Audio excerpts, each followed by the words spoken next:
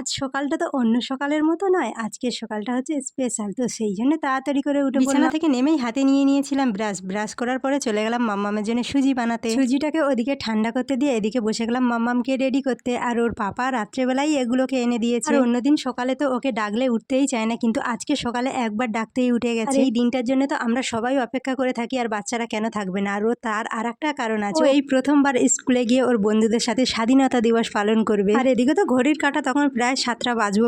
তো সেই জন্য আমি তাড়াহুড়ো করতে গিয়ে ব্যাসটাকে কিছুতেই খুলতেও পারছিলাম না, লাগাতেও পারছিলাম না। রেডি করতে করতে এদিকে সুজিটাও ঠান্ডা হয়ে গেছে। তারপরে ওকে খাইয়ে দিলাম কয়েক চামচ। পরে তোমাদেরকে দেখাবো আমার সোনামাকে কেমন লাগছে। তো চলো তার আগে আমিও রেডি হয়ে আসি। এই দেখো বলতে বলতেই আমি কিন্তু রেডি হয়ে চলে এসেছি। এইবার দেখাই আমার মাম্মামকে। তো এই দেখো ওকে কত মিষ্টি লাগছে দেখতে। আর ও তো যেতে যেতে বারবার আমাকে জিজ্ঞাসা করছে ভাই যাবে কিনা। তো যেতে যেতেই তো ওর ভাইয়ের সাথে দেখা হয়ে গেল। ওদেরকে তড়িঘড়ি করে নিয়ে যাচ্ছিলাম। আমি বলছিলাম তাড়াতাড়ি চ, সবাই চলে গেছে, তোরা দুজনই লাস্ট পড়ে গেলি। আমি তো ভাবছিলাম যে শুরু হয়ে গেছে। তো যাই হোক গিয়ে দেখি যে না, শুরু হয়নি, সব তোড়জোড় চলছে। ওদের দুজনকে স্কুলের মধ্যে ঢুকিয়ে দিয়ে সব গার্জেনরা দেখি বাইরে দাঁড়িয়ে আছে। তো আমিও দাঁড়িয়ে পড়লাম ওদের সাথে। ওদেরকে দিয়ে আসার কথা ছিল 7টায়, সেই জায়গায় আমার দেরি হয়ে গেছে আর আমি গিয়ে পৌঁছেছি 7:30টায়। তো যাই কত কটা উঠে যাওয়ার পরে ওদের ক্লাসের আন্টিরা একে একে গিয়ে সবাই মিলে মাল্যদান করলো। তারপরেই দেখি একে একে গার্জেনরা ঘরে চলে যাচ্ছে, আর ওদের আনার কথা আছে 9টায়। তো সেই জন্য আমিও চলে এলাম বাড়ির পথে। আস্তে আস্তে যখন ভিডিও করছি তখনই খেয়াল করলাম যে এত তাড়াহুড়োর মধ্যে ছিলাম যে আমি কানের পরতেও ভুলে গেছি। তো এখনকার মতো টাটা, তোমরা সবাই ভালো থেকো, আর নেক্সট ভিডিওতে তোমাদের সাথে দেখা হচ্ছে।